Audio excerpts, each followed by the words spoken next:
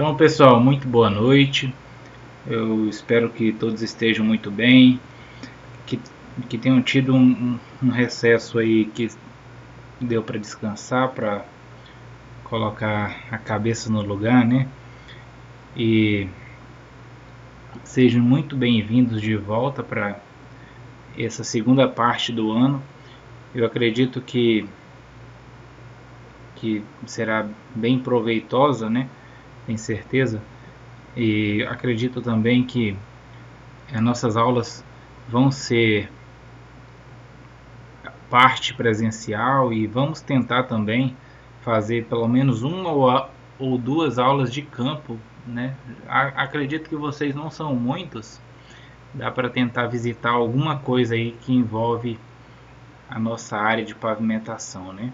Apesar de ser um pouco difícil a gente conseguir esse tipo de aula pelo fato de que não é todo mundo que gosta de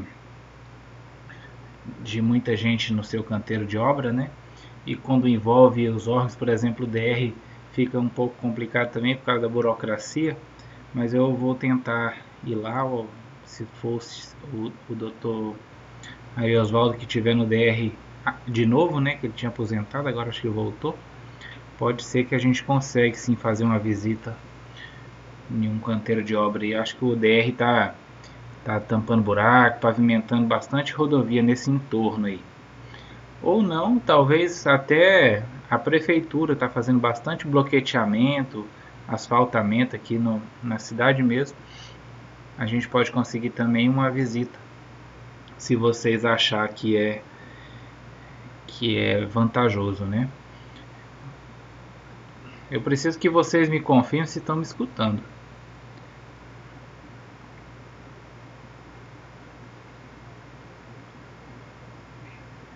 Síria, Lídia. Ah, tá, tudo bem aqui. Ficou todo mundo bem quietinho, eu não. E todos tá de celular aí, né? Celular é mais complicado de você participar, eu sei. Mas é só então, ok. Vou continuar. Então, a nossa disciplina é pavimentação, né? Eu particularmente, eu entendo, Lídia. Celular, além do teclado ser menor, né? E as configurações é um pouco diferente. Tudo bem. E aí, a nossa disciplina é bastante interessante para quem gosta dessa área, né? É uma área bem cheia de detalhes que chamam a atenção mesmo. É bem diferente da construção civil, né? Da construção de residência, de prédio, de pavimento, edificação. É bem diferente. A pavimentação, o canteiro de obra é diferente, tudo é maior, envolve máquinas diferentes, envolve construções diferentes, né? Mas é uma área da engenharia. Eu acredito que é uma área da engenharia que é mais bem paga, pelo menos.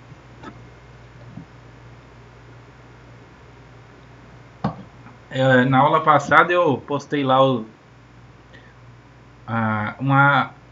um slide, né, apresentando, não tinha muito o que falar sobre a apresentação, é mais o cronograma de aulas mesmo e o método de avaliação que vocês já conhecem.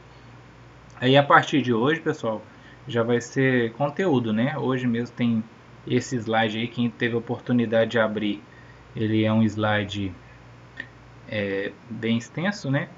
E já fala do conteúdo propriamente dito. Você vai ver repetir várias coisas que nós vimos na estrada de transporte, né, normal, até porque as duas disciplinas se conversam, tem muita coisa igual mesmo, até porque a gente está falando da mesma coisa, né?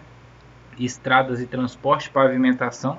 Pavimentação é uma parte, né, da estrada e é a mais técnica, né?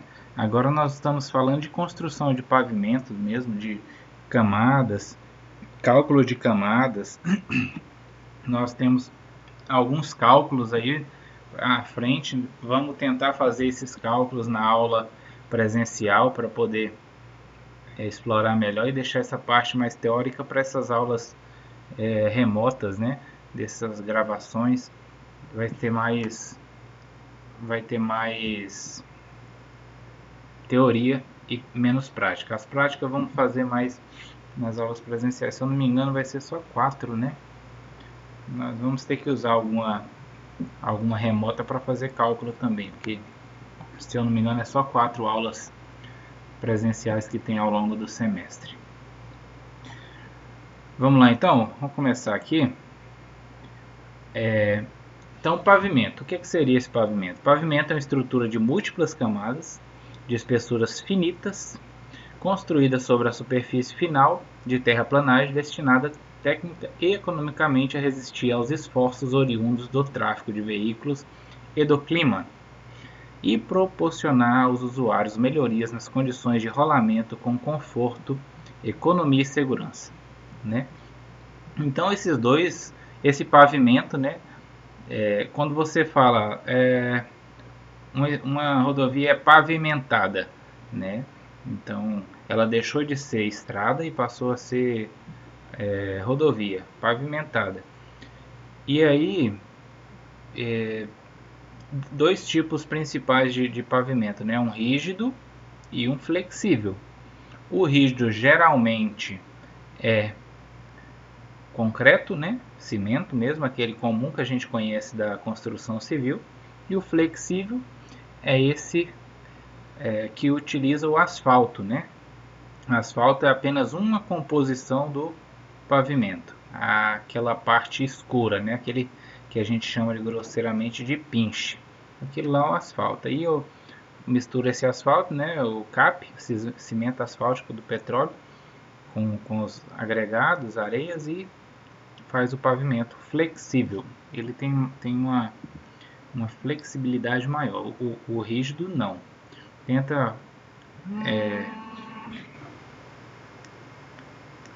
Tenta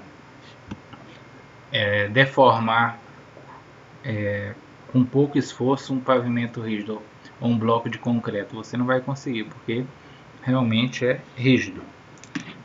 Já o flexível, você pode ver que algumas partes, né, do asfalto ele sofre deformações, né, dá uma afundadazinha, depende das camadas inferiores. A estrutura do pavimento de concreto, cimento, né? Então as camadas subjacentes são iguais, então subleito, subbase, só que nela o revestimento já é a própria base, né? Então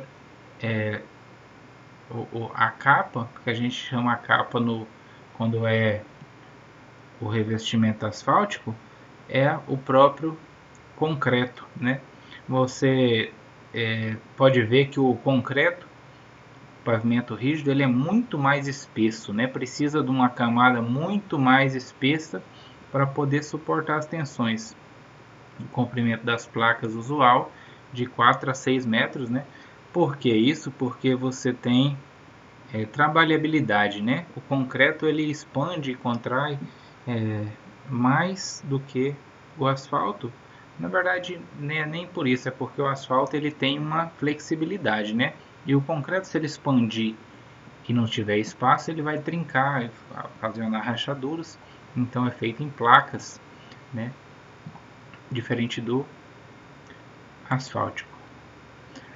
O pavimento asfáltico, ó, as camadas são parecidas, a diferença aqui é que a camada de base é granular também, né? De solo, e tem a capa, né? A camada de ligação de blinde, que é aquela pintura que faz em cima da base, né? Que é construída assim, ó, subleito, tem lá o terreno natural, subleito, subbase, base, aí tem a imprimação, né? Uma camadinha impermeabilizante, e depois você faz a capa, que é o asfalto, né? E aí pode ser de diferentes espessuras ao depender do projeto. Pode ser de 5 centímetros até 12 centímetros, os mais comuns, né? Pode ser até maior, só que o mais comum é esse, de 5 a 12 centímetros de espessura. Ali no anel viário de Paraná tem um de 12 centímetros ali, uma base de 7 centímetros e mais uma de 5 em cima. Duas compactação. Tem um reforço de subleito aqui também, que eu vou falar mais à frente quando ele é utilizado. Então o pavimento, né? A ilustração do sistema de camadas de um pavimento. Esse aqui, ó, são os esforços, né? Os pneus passando e a deformabilidade que vai causando nas camadas inferiores. Então, quando é um revestimento asfáltico, essa deformação vai muito mais profunda, né? Por ser o revestimento asfáltico é mais flexível e transmite mais essa deformação. Vamos ver o que está escrito aqui. Ó. Revestimento asfáltico são constituídos por associações de agregados e de materiais asfálticos, podendo ser duas maneiras principais: por penetração ou por mistura. Isso aqui, pessoal, ele está falando da construção do revestimento asfáltico, né? Então, se você tem uma por penetração, é aquele TSD que eu acho que eu falei nas aulas de estrada. Aquele que tem na maioria, acho que nos 70% do malha viária do estado, deve ser de TSD, TST ou TSS, né? Aquele asfalto que você vê, por exemplo, ali, que era, agora não é mais, né? Que ia para o Vale do Paraíso, que ia para o Mirante, que ia para o Teixeirópolis, era tudo TSD. Agora aqui foi feito para o Vale do Paraíso, foi feito um CBUQ, né? Que é o segundo aqui, ó, por mistura. Quando você vê passando o caminhão, esparramando o pinche, né? Grosseiramente chamado de pinche, que é o RR2C, né? A emulsão asfáltica. E depois joga uma camada de brita, pessoal. Aquilo lá é TSD, TSS, TST, né? Tratamento superficial. Aquilo age por penetração. Quando você vê a caçamba chegando com asfalto misturado já, e joga, espalha e passa o rolo, aquilo lá é por mistura, veio de uma usina asfáltica, né? Então aquilo lá é CBUQ, concreto, concreto betuminoso usinado a quente. Já o tratamento superficial por penetração não precisa de usina, mais simples, né? Você joga a emulsão e joga as camadas de agregado e faz a compactação.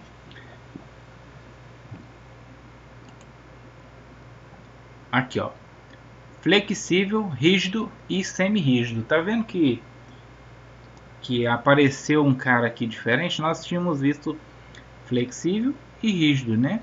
E aqui tem os semi-rígidos. Pessoal, tem muita coisa diferente e diferentes literaturas falando sobre isso, porque o semi-rígido são classificados, por exemplo, aqueles blocos, né? Aquele sextavado é considerado semi-rígido, apesar dele ser rígido de concreto, mas como ele é intertravado, montado no berço de areia, ele é considerado semi-rígido. O flexível é o asfáltico, o rígido é o concreto com placas, né? E esses blocos intertravados são considerados semi-rígidos. Camadas do pavimento. Então tem o revestimento, base, subbase, reforço de subleito e subleito. Então aqui tá, ó. Revestimento é o tratamento, ó. Tá vendo aqui, ó? Revestimento ou CBUQ, né? Tratamento superficial. E é o que eu tinha dito antes, é o que você vai decidir, o que vai proteger as suas camadas, né? Que lá atrás está falando proteger das ações, das tensões dos veículos e do intempérie, chuva, sol, né? Então você tem que, o revestimento serve exatamente para isso. Constrói aqui as camadas e depois reveste. A base, né? Olha, a base tem que ter CBR maior ou igual a 80%. Né? Pessoal, tem outras literaturas que falam 60%. né? Dependendo da literatura que você consulta, você vai achar uns 60% aí de CBR para base. Mas essa aqui, ó, falou 80%. O que é essa porcentagem aqui, pessoal? Você faz um teste, né, de rompimento mesmo, de corpo de prova, com umidades, né, diferente umidade, encontra uma umidade ótima, molda o corpo de prova e rompe na prensa hidráulica. E aí você tem lá um cálculo que nós vamos acabar fazendo futuramente, que classifica lá. Lá tem uma moldagem padrão, 100%. Se esse cara aqui chegar até 80% daquele padrão, ele tem um CBR de 80%.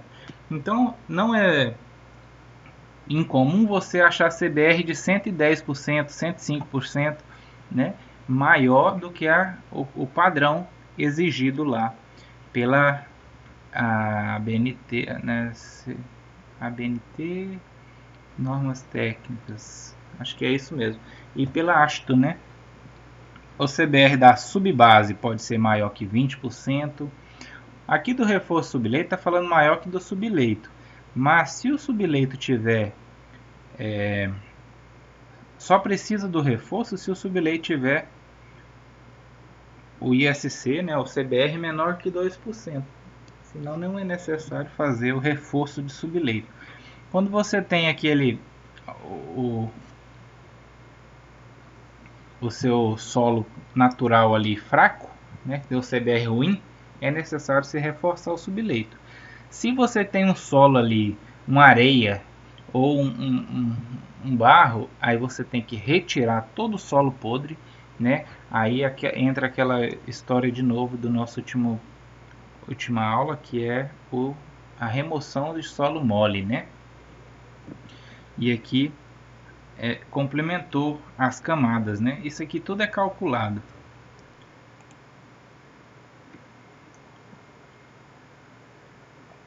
Então, no projeto de pavimentação, que um daqueles que nós vimos lá na nossa disciplina de estradas, né? Tem que ter o estudo preliminar, anteprojeto e projeto executivo. Então, aquele que nós vimos lá já era o projeto executivo, né? Um produto pronto. Mas antes daquilo lá sair, tem todo um processo. Então, no estudo preliminar, a determinação preliminar com vista e escolha do traçado. Às vezes, pessoal, quase sempre passa no mesmo lugar da estrada que já existe, mas às vezes é necessário mudar o traçado, né? Pode observar, por exemplo, lá na ponte do Abunã, não sei quem já teve a oportunidade de ver, a estrada passava para ir para a balsa em outro local. Quando eles foram fazer a ponte, eles fizeram num local diferente, né? A tangente ali para chegar na ponte teve que ser prolongada, né? Então tem todo um estudo do traçado. E pode observar que várias vezes você vai ver alguma mudança de traçado aí quando vai se pavimentar, ou até na maioria das vezes essa mudança de traçado ocorre quando vai fazer obras de arte, né? Anteprojeto. Definição de alternativas na escolha do traçado e estimativa de custo, né? Aqui já começa, levantou aqui, escolheu o traçado e começa a ver os problemas que pode ocorrer ali, né? De materiais, alguma desapropriação pode ocorrer também, né? E aí sim, juntou tudo, vai para o projeto executivo, detalhamento de anteprojeto e perfeita representação da obra a ser executada. Assim como vocês viram no projeto lá do Mirante, na verdade do Urupapo Mirante, né? Estudos geotécnicos, tudo isso, pessoal, tinha naquele projeto. A gente está vendo aqui novamente, né? Mas tudo isso aqui tinha naquele projeto. E agora eu vou comentar com mais profundidade é a parte do projeto que analisa o comportamento dos elementos do solo que se refere diretamente à obra.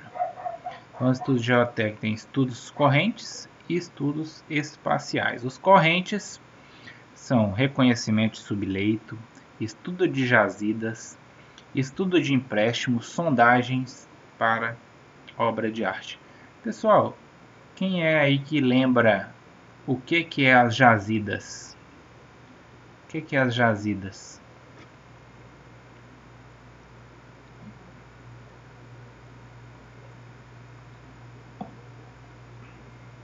O que é uma obra de arte?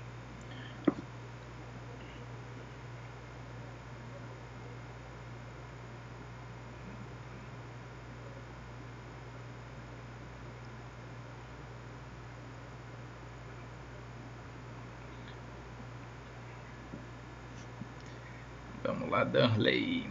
Darley é o cara das estradas, não é? Ele trabalha com isso.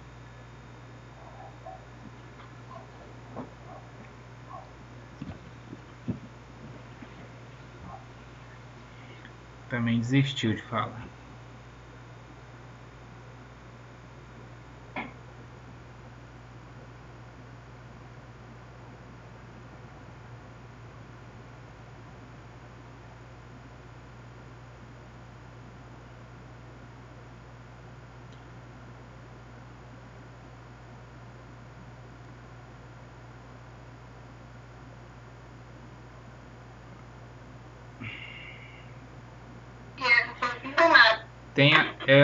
Valcílio, eu só parei para ver o que o Danley estava falando ali, ó. É isso mesmo, Danley. As jazidas é onde você vai retirar o material para a construção das camadas granulares, né? E isso tem que ser estudado anterior, Valcília,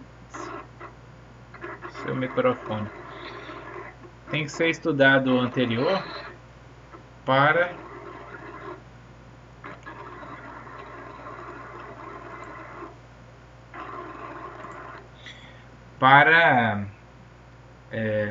chegar na hora de fazer o projeto, você localizar as jazidas que sejam que tenham um bom custo-benefício, né? Não fique longe demais. E a segunda parte, que é estudo das fundações, taludes ou até estudo de maciço para túneis, né? Tem por exemplo, tem uma grande rocha ou um grande monte, né? Uma serra no caminho. Não tem possibilidade de fazer corte, né? Não tem possibilidade de desvio. O que faz? Túnel, né? Então é uma alternativa que é visto todas as outras antes para ver se não faz, e se não tiver como, faz, porque fica muito caro e requer muitos estudos e encarece muita obra. Fazer um túnel é muito trabalhoso e tem poucas construtoras que fazem, né?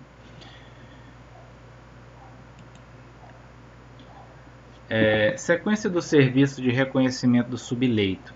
Inspeção expedita no campo, né? Sondagens superficiais no eixo dos bordos, plataforma, rodovia, para identificação dos diversos horizontes do solo.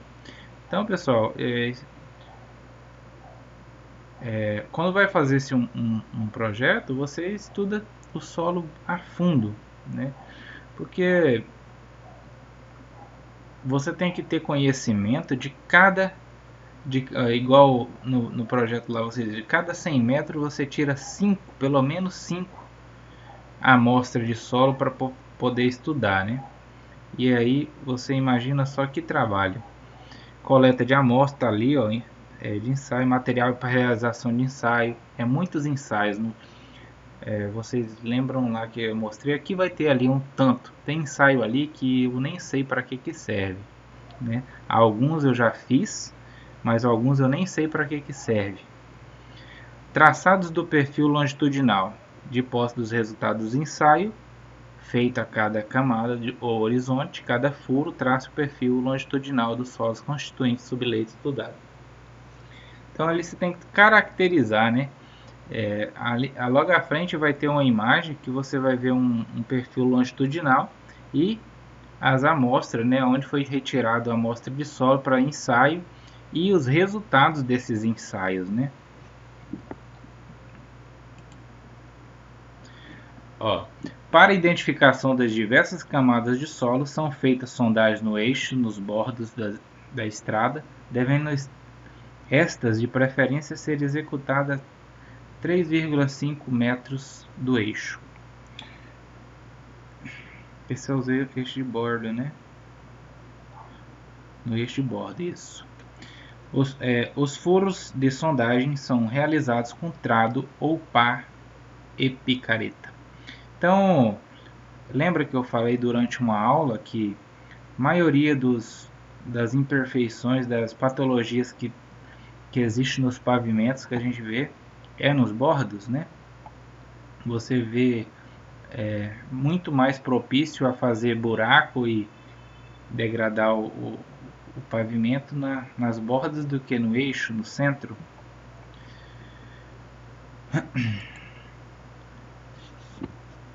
Olha só, o espaçamento máximo entre os furos de sondagem no sentido longitudinal é de 100 metros a 200 metros. Tanto em corte como em aterro devendo reduzir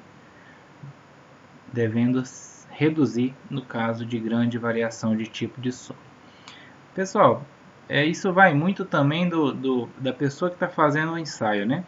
Furou, fez um furo, achou um tipo de solo. Andou, fez outro furo, mesmo tipo de solo, mesmas características.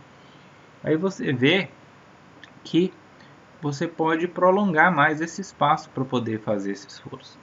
Já se tiver muitos tipos de solo diferentes, então você tem que fazer os furos mais próximo possível, porque você está tendo uma mudança muito grande de solo e você tem que caracterizar todas elas, né?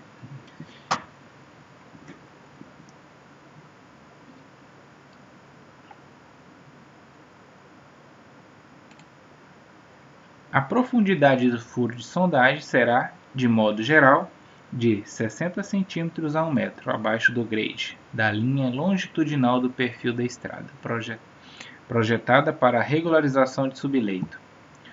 Furos adicionais de sondagem, com profundidade de até 1,5 m abaixo do grade projetada para a regularização, poderão ser realizadas próximo ao pé de taludes de corte para variação de nível de lençol de água.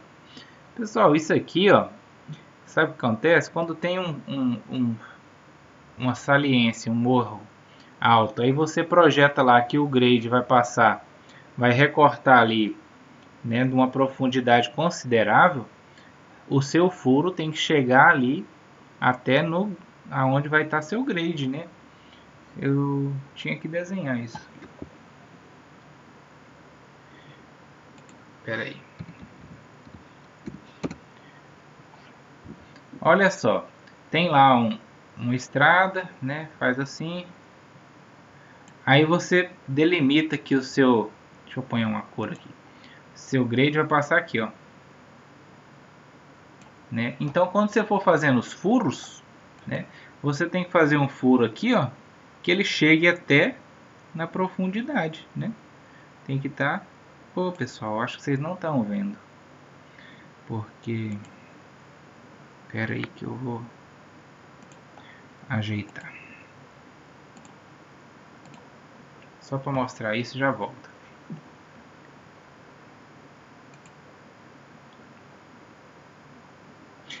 Aqui, ó. Ó, esse preto que eu fiz é o terreno natural. Esse vermelho é o corte de grade, né? Perfil longitudinal.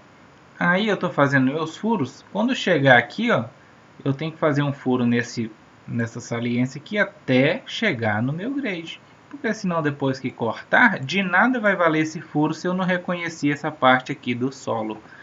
Por isso que tem horas que tem um monte enorme assim, ó. Aí você tem que fazer um furo enorme também para poder chegar até o corte, né? A linha de corte. É isso que eu queria dizer. Aí aqui. Voltei. Isso. Beleza. Não apareceu? Vocês não viram lá o que eu fiz?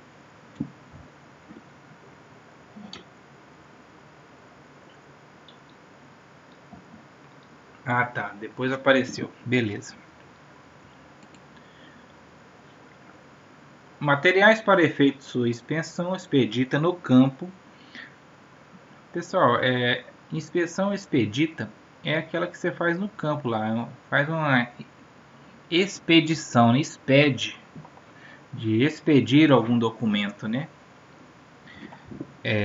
Serão classificados de acordo com a textura nos seguintes: bloco de rocha, matacão, pedra de mão, pedregulho.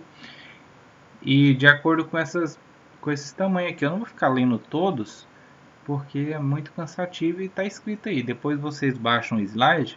Por exemplo, ó, bloco de rocha, 1 metro, né? 1 metro cúbico. Matacão de 25 centímetros a 1 metro. Pedregulho, ó, de fração de sódio peneira 76 milímetros. Aí tem mais aqui, ó. Areia grossa, areia fina, silt, argila, né? Depende da espessura. Classificado aí.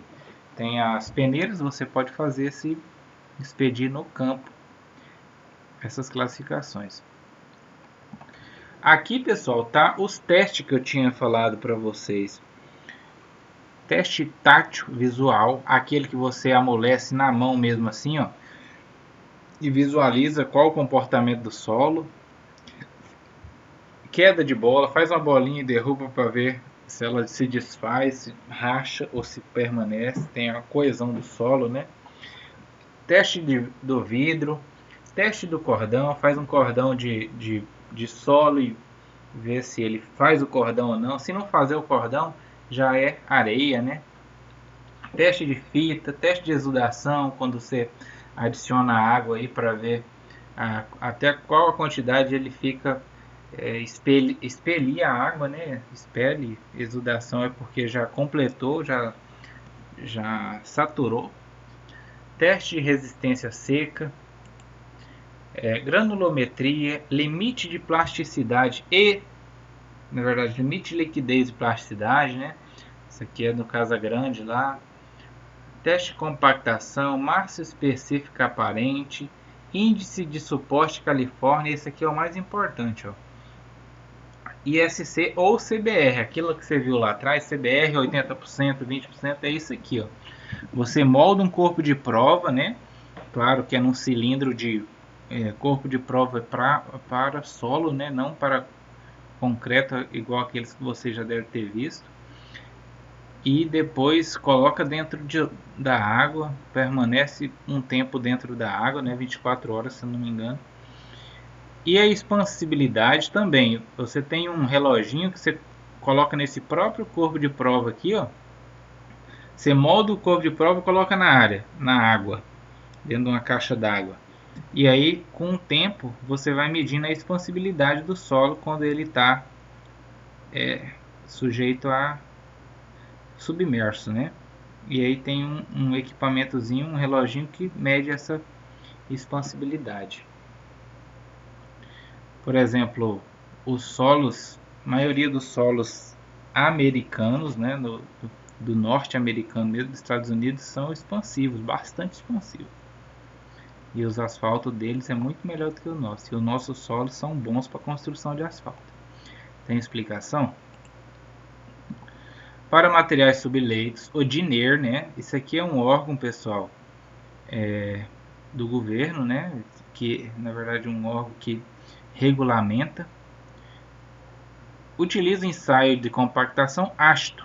Isso aqui é a mesma BNT nossa, mas é americana, né? A normatizadora americana. Normal, exigindo grau de compactação de 100% em relação a este ensaio, sendo que é ISC determinado em corpo de prova moldado nas condições de umidade ótima e densidade máxima. Pessoal, provavelmente tem as explicações à frente, mas um corpo de prova você molda e aí com a quantidade de água, beleza, aí rompe. Aí vai acrescentando água, né? Até chegar numa umidade ótima, né? Passou dessa umidade ótima, mais água, ele vai começar a amolecer e ficar menos resistente. Então, como se fosse uma equação de segundo grau, uma parábola, ele chega no top de resistência. Essa é a umidade ótima.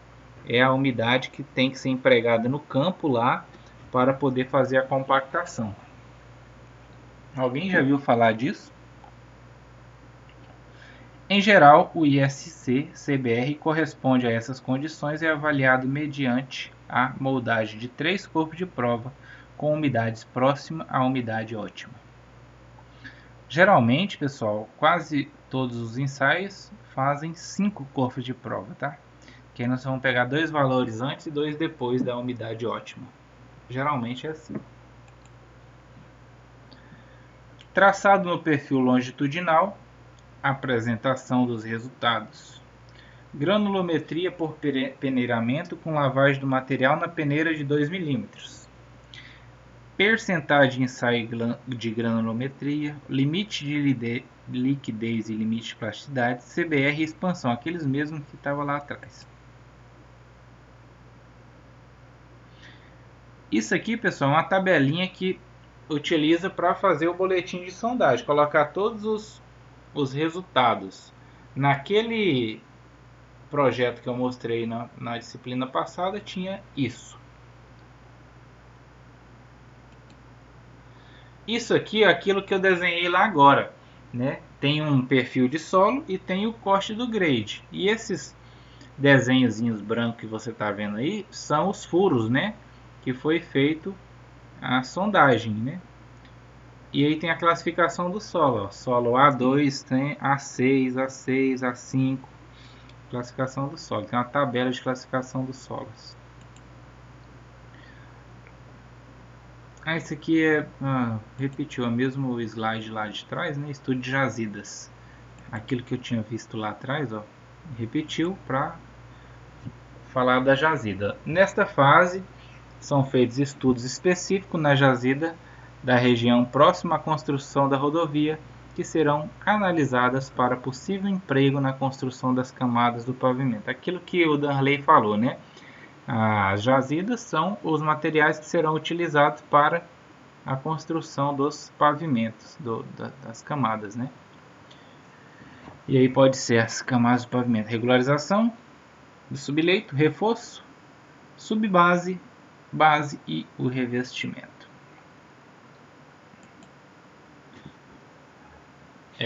Estes estudos são baseados nos dados da geologia, pedologia da região, e podem ser utilizados fotografias aéreas, mapas geológicos, além da pesquisa como os moradores da região, reconhecimento das jazidas antigas, depósitos aluvionais, às margens dos rios, as águas, o solo que as águas trazem, né? Durante os trabalhos é feito também a localização das fontes de abastecimento de água.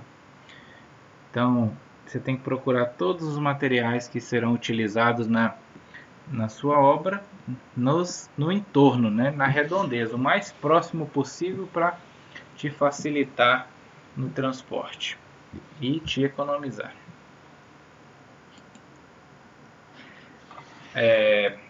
Então, o estudo da jazida consiste em uma prospecção preliminar e uma definitiva, né?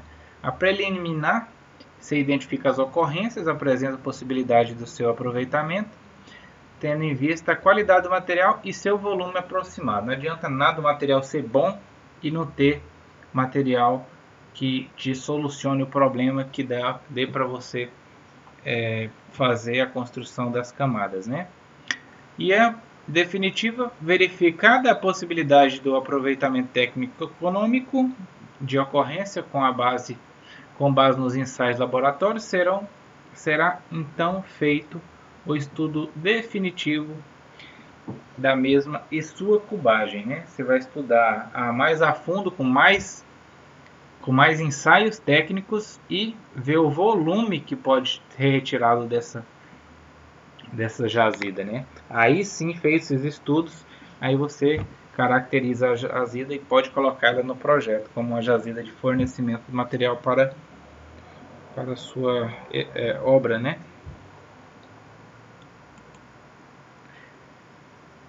Então aqui estudo da jazida, prospecção preliminar, delimitação da área, furos de sondagem, coleta de amostra e amarração dos furos, ou seja, tração poligonal aqui para você saber as delimitações da jazida, né? Aonde pode ser retirado esse material. Tem todo um trabalho de licença ambiental, isso aqui é muito custoso, tá, pessoal? Não é só chegar no dono do sítio, falar com ele, enfiar a carregadeira e a PC e tirar o solo que você precisa. Então, prospecção preliminar, as exigências para o material de reforço subleito, subbase e base estabilizada são as seguintes. Para o reforço, características geotécnicas superiores ao do subleito demonstradas pelo ensaio de ISTC, caracterização de limite de liquidez e limite de plasticidade. Para base, subbase, né, nós vimos lá atrás, CBR maior que 20%, qualquer tipo de tráfego. Para a base, estabilizada granulometricamente, limite de liquidez máximo de 25% e índice de plasticidade máximo de 6%, equivalente de areia de 30%. Pessoal, esse equivalente da areia é um ensaio que você vai lá no onde foi feita a compactação do solo lá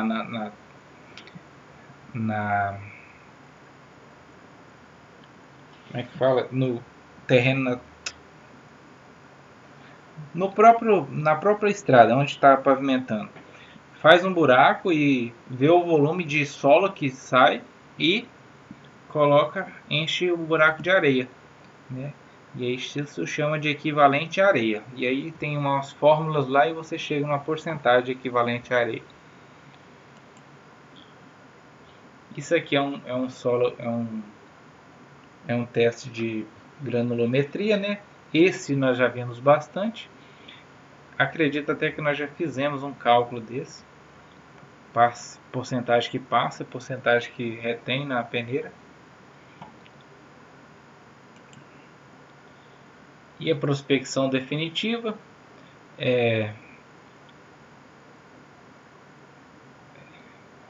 compreende sondagem, coleta de amostra, ensaio de laboratório, avaliação de volume das ocorrências. Para isso, lança-se reticulado com malha de 30 metros ou mais de lado, sendo que o seguinte ocorrência selecionada, onde serão feitos furos de sondagem. Isso aí, pessoal, quando você demarca já a sua jazida, aí você quadricula toda ela para poder fazer os furos de sondagem e ver qual tipo de material se encaixa melhor em cada parte da sua construção de camadas, né? Às vezes você caracteriza uma jazida lá e fala essa jazida é somente para base, ou essa parte da jazida para subbase, né? Então, para isso que você faz o quadriculado lá. Aqui vai ter uma foto mais. Aqui fala de novo dos ensaios. Aqui fala da quantidade de solo que tem que ter para cada quilômetro, né? Por exemplo, a regularização de subleito, subbase. Então, é o volume por quilômetro. Está aqui, 2.500 metros cúbicos, 2.000 para subbase. Provavelmente é feito um cálculo aqui, largura, altura de 20 centímetros de camada e o comprimento, né, de 1.000 metros. Cheguei no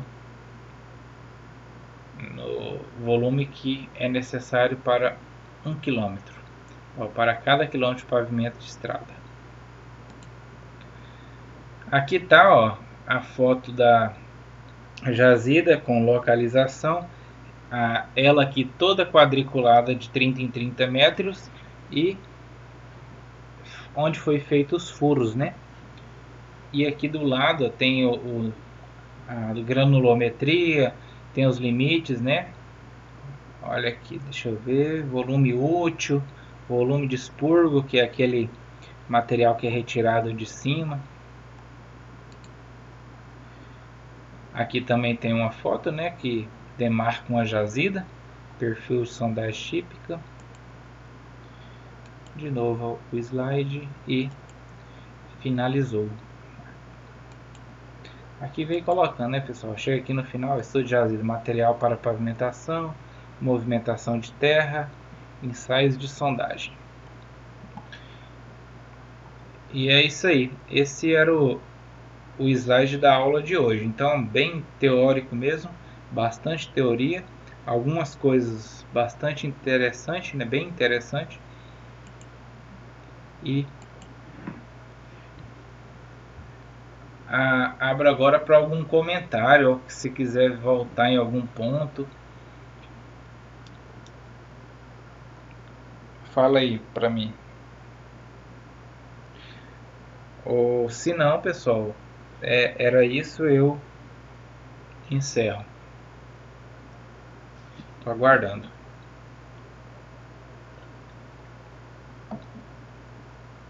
Alguém quer me contar alguma... Fala, Dani. Mas não, professor, foi de boa, bacana, porque tipo assim, essas aulas quando fica mais curta, mais bem dividida igual a que o senhor fez aí, ela não fica tão maçante, entendeu? A gente consegue pegar os conteúdos de boa e não fica um trem que maçante demais. Realmente eu não gosto de aula muito longa porque cansa eu, cansa vocês e no final você sai com 20, 30% só de que você pode adquirir, você prestou atenção para poder captar. Então realmente eu gosto de fazer slide curto, esse até ficou até longo demais. Eu gosto de comentar os slides. Agora tem 45 minutos. Aí você pode falar, mas eu tenho que ter 3 horas de aula. Só que quando ele está na sala, a gente para, conversa, troca ideia, faz um exemplo, dá um exemplo, você fala o que você viu. Agora aqui, ó, é 45 minutos só eu falando. E aí fica cansativo, né? Para mim e para vocês que ficam escutando aí. Então, acho que é bem por aí mesmo. Agora, vocês, quando tiver um tempo, pegue e dá uma olhada no slide de novo. Tem algumas coisas interessantes aí. Senão a gente vai continua, né? Na próxima aula traz outro tipo. Aí daqui umas duas eu faço nós começamos a fazer uns exercícios ou um questionário para ir alternando aí no método para não ficar insuportável. Fechou, pessoal? Show de bola, então, professor, combinado. Valeu. Mas você falou, quando a aula é presencial, a gente consegue desenvolver mais o papo vídeo, né? Troca, Porque quando só a pessoa tá falando, fica ruim mesmo. Valeu, pessoal. Muito obrigado pela participação. Fiquem todos com Deus. Qualquer coisa vocês podem entrar em contato. Acho que vocês devem ter meu contato. E até o segunda que vem. Valeu, boa noite para todo mundo. Tchau. Valeu, senhor. Boa noite. Até segunda. You are now muted. Próxima do mês.